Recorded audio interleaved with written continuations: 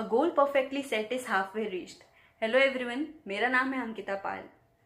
मैं सबसे पहले मोटिवेशन फैक्ट्री को थैंक यू बोलना चाहूँगी, जिन्होंने मुझे ये अपॉर्चुनिटी प्रोवाइड करी आप सभी के साथ मेरी अभी तक की यूपीएससी जर्नी शेयर करने के लिए। एंड अपनी स्टोरी एंड स्ट्रैटेजी शेयर करने से पहले मैं अपना ब्रीफ इंट्रोडक्शन देना चाहूँगी। मैं इंदौर मध्य प्रदेश से हूँ एंड इंदौर हम सभी को पता है कि इंडिया का क्लीनेस्ट सिटी है। मैंने अपनी स्कूलिंग दोनों higher secondary and high school Saint Mary's higher secondary school Mhow से कंप्लीट की है। एंड महू एक बहुत छोटा सा टाउन है मध्य प्रदेश में, जो कि बर्थ प्लेस है हमारे ग्रेटेस्ट स्कॉलर ऑफ इंडिया की डॉक्टर भीमराव अंबेडकर जी की। स्कूलिंग के बाद मैंने अपना ग्रेजुएशन कंप्लीट किया इन bachelor of engineering in computer science में। एंड ग्रेजुएशन कंप्लीट होने के जस्ट बाद ही मैंने अपनी यूपीएससी प्रिपरेशन जर्नी स्टार्ट की। एंड करेंटली मैं यूपीएससी प्रिपरेशन के साथ में अपनी एमटेक डिग्री परस्यू कर रही हूँ इन आर्टिफिशियल इंटेलिजेंस। तो ये थी मेरी इंट्रोडक्शन छोटी सी। एंड उसके साथ में मैं एक चीज़ बोलना चाहूँगी कि मोटिवेशन बहुत ज़्यादा रिक्वायर्ड होता है यूपीएससी प्रिपरेशन में। एंड बहुत सारे आपके पास उस टाइम चॉइसेस होते हैं करने के लिए। ग्रेजुएशन के बाद में आपके पास प्लेसमेंट्स होते हैं, लेकिन आपको वो सब छोड़ करके ज्वाइन करना पड़ता है यूपीएससी प्रिपरेशन को। तो वो एक सबसे बड़ा मोटिवेशन आपको वहाँ पर रिक्वायर्ड होता है। एंड वो मोटिवेशन आपको सिर्फ आपके ड्रीम्स के थ्रू ही मिल सकता है, क्योंकि अगर आपका ड्रीम और आईएएस बनने का नहीं होगा, कलेक्टर बनने का नहीं होगा, तो आप नहीं कंप्लीट कर सकते या फिर नहीं स्टार्ट कर सकते अपनी प्रिपरेशन जर्नी। तो वो सिर्फ आपके ड्रीम्स पे डिपेंड करता है, आपके गोल्स पे डिपेंड करता है, आप कितना बड़ा सोच रहे हैं। सबसे पहले मेरी मोटिवेशन की बात की जाए तो मुझे बचपन से ही था कि मुझे कलेक्टर बनना है। उस टाइम तक ये तो नहीं था कि आईएएस और आईपीएस जैसा कुछ होता है एंड उसके लिए यूपीएससी की एग्ज़ाम देना पड़ती है। मुझे कोई इन्फॉर्मेशन नहीं थी, बट हाँ मुझे इतना था कि कलेक्टर बनना है। एंड इस चीज़ के साथ में मैं आपको एक स्टोरी शेयर करना चाहूँगी कि जब फर्स्ट डे ऑफ कॉलेज होता है, आप सभी के साथ भी हुआ होगा कि आपको इंट्रोडक्शन देने का बोला जाता है। तो सारे बच्चे इंजीनियरिंग कॉलेज में बैठे हैं, तो सबका यही था इंट्रोडक्शन में, मुझे अपने फ्यूचर में सॉफ्टवेयर डेवलपर बनना है, मुझे इन्फोसिस ज्वाइन करना है, मुझे माइक्रोसॉफ्ट ज्वाइन करना है, गूगल ज्वाइन करना है। बट सिर्फ एक मैं ही थी अपनी क्लास में जिसने ये बोला था कि नहीं मुझे कलेक्टर बनना है। तो वो इंजीनियरिंग से हट के कुछ था एंड वो चीज़ मुझे बहुत मोटिवेट की कि मैं कुछ अलग सोच रही हूँ एंड वो अलग करने के लिए कुछ अलग एफर्ट्स भी लगाने पड़ेंगे। एंड कुछ अलग करने के लिए कुछ ज़्यादा ही और कुछ अलग ही एफर्ट्स लगाने पड़ते हैं। तो वो एक मोटिवेशन स्ट्राइक मुझे वहाँ से मिल गई थी। देन फिर यूपीएससी जर्नी मेरी ग्रेजुएशन के बाद स्टार्ट की हुई एंड वहाँ पर मुझसे एक गलती हुई थी एंड वो शेयर करना चाहती हूँ ताकि शायद आप लोग ना करें वो गलती। वो थी कि मैंने फोर्थ ईयर अपना थोड़ा यूज़ नहीं किया था। फोर्थ ईयर में ऐसा होता है कि आपको कॉलेज रेगुलरली नहीं जाना होता है, तो वो मैंने अपना कॉलेज का डेज वेस्ट कर दिए थे एंड प्रिपेयर नहीं किया था उस टाइम। एंड वो शायद आज थोड़ा लैक करता है, बट इट्स ओके।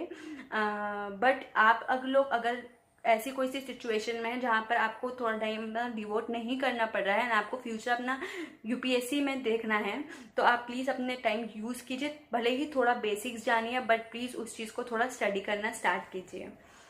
देन फिर आते हैं मेरी स्ट्रैटेजी की तरफ। मैंने अपने बेसिक्स स्टार्ट किए थे अपने होम टाउन से बेसिक्स कंप्लीट करने के बाद में, स्टडी करने के बाद में मैंने वीडियोस देखी थी एंड थोड़ा सिलेबस वगैरह रीड कर लिया था, ताकि मुझे दिल्ली जाकर सब कुछ न्यू ना लगे और अपना टाइम वेस्ट ना हो। मैं दिल्ली गई। दिल्ली जाने के बाद में मैंने कोचिंग ज्वाइन की एंड वहाँ पर रूम वगैरह सब सेटल किया। एंड वहाँ पर एक मेन बहुत ज़्यादा गलतफहमी है कि आपको रूम वहाँ पर बहुत ज़्यादा महंगे मिलते हैं। तो वो आपके ऊपर डिपेंड करता है कि आपको कितना लग्जरियस लाइफ चाहिए। वहाँ पर आपको 5000 से लेके 25,000 तक के रूम्स मिल सकते हैं, तो आपके ऊपर डिपेंड किया होता है। मेरी बात की जाए तो मेरे वहाँ पर 12,000 का रूम था एंड उसमें खाना एंड इलेक्ट्रिसिटी सब कुछ इंक्लूडेड था। कोचिंग ज्वाइन करने के बाद में कोचिंग के पहले डे ही मैंने अपने पूरी एक साल की स्ट्रैटेजी बना ली थी एंड एक साल की स्ट्रैटेजी में मैंने अपने स्लॉट्स डिवाइड कर लिए थे कि मुझे ये पार्ट में एनसीईआरटीज करनी है, ये पार्ट में एडवांस बुक करनी है, रिविजन एंड टेस्ट, देन फिर प्रीलिम्स एग्जाम। अब सबसे पहले बात आती है कि प्रिपरेशन कैसे स्टार्ट करी मैंने। तो सबसे पहले मैंने होम टाउन में जब प्रिपरेशन कर रही थी मैं, तो वहाँ पर मैंने सिर्फ सिलेबस की स्टडी की थी एंड कैसे पढ़ाई की जा सकती है या फिर करनी चाहिए वो स्टडी किया था वीडियोस के थ्रू। क्योंकि अगर आपको सिलेबस नहीं पता होगा तो फिर आप अपने जीएस सब्जेक्ट को समझ नहीं पाएंगे कि कैसे पढ़ना है या फिर कौन से बुक्स पढ़ने हैं और उसको देन करंट अफेयर से भी लिंक नहीं कर पाएंगे, क्योंकि अगर न्यूज़पेपर में बहुत सारे पोर्शंस होते हैं एंड कौन सा पोर्शन पढ़ना है आपको एंड कौन सा पोर्शन नहीं पढ़ना है वो बहुत ज़्यादा इंपॉर्टेंट हो जाता है एंड वो आपको सिलेबस के थ्रू ही पता कर सकते हैं। तो सबसे पहले मैंने अपनी प्रिपरेशन स्टडी में इनिशियली सिलेबस को अच्छे से समझा, देन फिर उससे डिवाइड किए अपने पार्ट्स को। मैंने ये समझ लिया था कि 4 इंपॉर्टेंट सब्जेक्ट्स है, polity, economics, history and geography, and 5th मैंने जो सब्जेक्ट बनाया था वो करंट अफेयर्स था। साइंस एंड टेक्नोलॉजी आप लोग सोच रहे होंगे कहाँ गया, तो साइंस एंड टेक्नोलॉजी को मैंने एंड एनवायरनमेंट को मैंने करंट अफेयर्स के साथ ही ज्वाइन करके पढ़ रही हूँ, बिकॉज वो करंट अफेयर्स के साथ में ओवरलैप होता है एंड बहुत सारा पोर्शन उसका करंट अफेयर्स के साथ में हो जाता है। बाकी फिर जो हमारी 365 बुकलेट्स आती है उसके साथ कवर कर रही हूँ। बाकी देन फिर प्रॉपर स्ट्रैटेजी के बारे में देखा जाए तो मैंने अपने 3 मंथ एनसीईआरटीज़ को दिया है एंड मैंने 6 to 12 एनसीईआरटीज़ नहीं पढ़ी है। 6 जिसमें मुझे लगा कि मेरे बेसिक्स थोड़े क्लियर हैं, उसमें मैंने सिर्फ 11-12 की ही एनसीईआरटी पढ़ी है। बाकी फिर एडवांस बुक्स पे आते हैं। Advance book mostly modern history की और पॉलिटी की लक्ष्मीकांत होती है। मॉडर्न हिस्ट्री में 2 कन्फ्यूजन होते हैं, स्पेक्ट्रम एंड बिपिन चंद्रा। तो स्पेक्ट्रम एंड बिपिन चंद्रा में ये है कि अगर आपको ऑलरेडी बेसिक्स क्लियर है एंड आपको पूरा इन्फॉर्मेशन है मॉडर्न हिस्ट्री के लिए, तो समरी फॉर्म में अगर आपको पढ़ना है रिवाइज करने के लिए तो आप स्पेक्ट्रम बिल्कुल पढ़िए। मैंने बिपिन चंद्रा चूज़ करी एंड मैं वो पढ़ रही हूँ बिकॉज मुझे बिल्कुल भी इन्फॉर्मेशन नहीं था मॉडर्न हिस्ट्री का एंड बेसिक्स क्लियर नहीं थे। एक बिपिन चंद्रा बुक है जो 12th की एनसीईआरटी में, वो ही मैंने बस करी है। तो उसके बाद में मैंने ये वाली बिपिन चंद्रा चूज करी क्योंकि इसमें एक फ्लो है एंड वो फ्लो के थ्रू आपको एक अच्छी अंडरस्टैंडिंग होती है। बाकी इकोनॉमिक्स एंड ज्योग्राफी के लिए मैं जीसी लियोंग पढ़ रही हूँ। जीसी लियोंग पढ़ रही हूँ बिकॉज उसमें जितना भी पार्ट है वर्ल्ड ज्योग्राफी का वो बहुत अच्छे से डिफाइंड है एंड जितने भी ट्रॉपिकल मॉनसून सीजन्स एंड जितने भी हमारे प्लांटेशंस हैं और बायोम्स है वो उसमें अच्छे से गिवन है। तो एनवायरनमेंट का बायोम पार्ट जो है वो इसमें ज्योग्राफी में अच्छे से इंक्लूड हो जाता है जीसी लियोंग के थ्रू। बाकी फिर इकोनॉमिक्स पे आते हैं। तो इकोनॉमिक्स के लिए मैंने कोई सी भी पर्टिकुलर एडवांस बुक नहीं फॉलो करी है। मैं सिर्फ अपने नोट्स एंड जितनी भी बुकलेट्स होती है जो मार्केट में मिलती है इकोनॉमी की, उसके थ्रू अपनी प्रिपरेशन कर रही हूँ इकोनॉमी के लिए। बाकी साइंस एंड टेक्नोलॉजी, एनवायरनमेंट और करंट अफेयर्स तीनों को लिंक अप करके पढ़ रही हूँ। देन आते हैं हमारे स्टडी रूटीन के बाद में। स्टडी रूटीन में मैं जो एक दिन का मेरा जो स्टडी रूटीन होता था वो डिपेंड करता था कि एनसीईआरटीज़ करनी है या फिर एडवांस बुक्स करनी है। अगर जब मैं एनसीईआरटीज़ बुक कर रही थी तो फिर उस टाइम मैं टेस्ट नहीं दे रही थी, तो मुझे अपना टाइम अलग से डिवोट नहीं करना होता था अपने टेस्ट के लिए। बट जैसे कि अभी प्रीलिम्स आने वाले हैं तो मुझे अपना time most of the time devote करना है पेपर्स को। तो अभी मेरा जो स्टडी शेड्यूल है वो ऐसा होता है, सबसे पहले न्यूज़पेपर होता है, देन उसके बाद टेस्ट होता है। अब 2 घंटे का टेस्ट हो जाता है, देन उसको चेक करने के लिए ऑलमोस्ट 2 to 3 आवर्स लग जाते हैं, तो आपके 5 आवर्स यहाँ हो जाते हैं। देन फिर 3 आवर्स आप मेरे जीएस सब्जेक्ट्स को डिवोट करती हूँ। 2 to 3 आवर जीएस कोई से भी एक पर्टिकुलर जीएस सब्जेक्ट को डिवोट करती हूँ।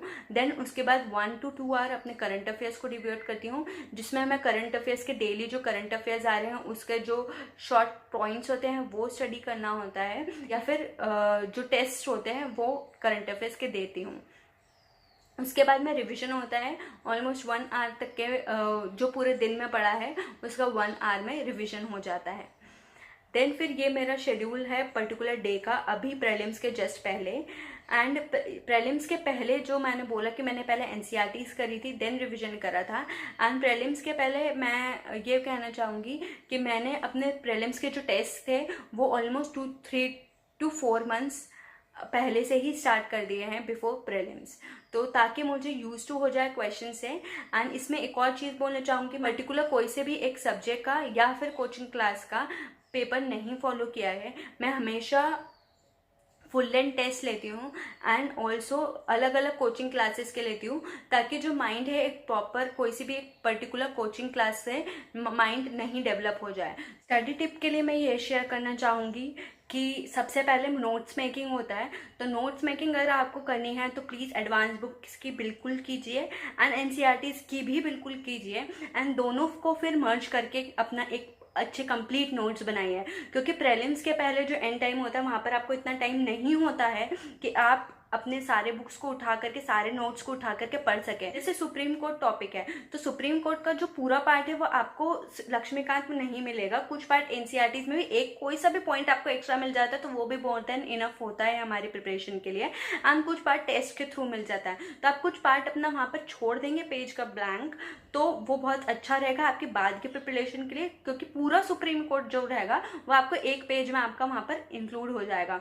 तो ये नोट मेकिंग टिप है एंड मैंने ऐसे नोट्स बनाए हैं। एंड सेकंड होता है करंट अफेयर्स के नोट्स। करंट अफेयर्स के नोट्स मैंने नहीं बनाए हैं एज सच, बट अगर कुछ भी ऐसा पॉइंट लगता है कि जो इम्पोर्टेंट है, जैसे एनवायरनमेंट में प्रोटेक्टेड साइट्स होते हैं, एनिमल्स होते हैं एंड बहुत सारी ऐसे मॉन्यूमेंट्स होते हैं जो इन न्यूज़ में आते हैं, तो वो सारे जो फैक्ट्स होते हैं वो आप एक जगह पे नोट डाउन कर सकते हैं ताकि आप प्रीलिम्स के पहले उसको बिल्कुल ट्रैवर्स कर सकें एंड पढ़ सकें।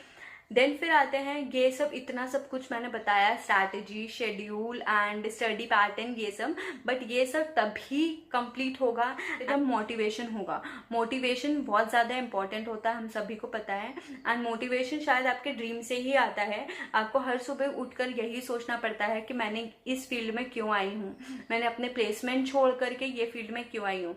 मुझे हमेशा, मैं अपना एग्जाम्पल लेती हूँ, मुझे हमेशा आज भी कन्फ्यूजन होता है कि मुझे जॉब करना है और अपनी प्रिपरेशन करनी है, बट यही होता है कि जो आज मैं लूज़ कर रही हूँ शायद उससे डबल ट्रिपल मुझे अपने फ्यूचर में मिलेगा। तो वो चीज़ माइंड में रख के, उस चीज़ को मोटिवेशन मान के मैं आगे बढ़ती हूँ। बाकी लाइफ में बहुत सारे फेलियर्स होते हैं, बहुत सारी प्रॉब्लम्स आएगी, प्रिपरेशन के थ्रू बहुत सारी प्रॉब्लम्स आती है। तो आई थिंक कि जो भी प्रॉब्लम्स है एंड फेलियर्स है वो लाइफ का पार्ट होती है एंड मेन लाइफ वही होती है, क्योंकि अगर सक्सेस एंड जितने भी सेटिस्फैक्शन है लाइफ के वो आपको ऑलरेडी मिल जाएंगे भगवान के फर्स्ट बार में, तो आई डोंट थिंक कि वो लाइफ होगी, क्योंकि लाइफ फेलियर्स एंड सक्सेस दोनों से मिलकर बनती है, सिर्फ एक चीज़ से नहीं बनती है। एंड जो सक्सेस का इंपॉर्टेंस होता है वो आपको सिर्फ अपने फेलियर्स ही समझा सकते हैं। भगवान आपको सेफ डायरेक्ट दे देंगे तो वो आपको इतना खुशी नहीं देगा खा करके, बट अगर आप कोई सा सीड सो करेंगे एंड वो देन फिर बड़ा होगा पेड़ में और वो वहाँ से आप फ्रूट खाएंगे तो वो ज़्यादा मीठा फल लगेगा उस फल के जो आपको भगवान डायरेक्ट दे देंगे। तो वो डिफरेंस है डायरेक्ट सक्सेस गेन करने का एंड फेल्योर्स का। एंड मेरी लाइफ में अभी देखा जाए तो बहुत सारे फेल्योर होते हैं, बट मैं हमेशा आगे बढ़ते जाती हूँ, बस यही सोच के कि आगे एक दिन आएगा जब मेरा भी दिन होगा एंड वो दिन ये सारे दिन के ऊपर बहुत ही भारी होगा। एंड इसी नोट पे मैं कंप्लीट करना चाहती हूँ एंड एंड में ये कहना चाहती हूँ कि जो नहीं हो सकता वही तो करना है। Good luck for your exams. Thank you so much.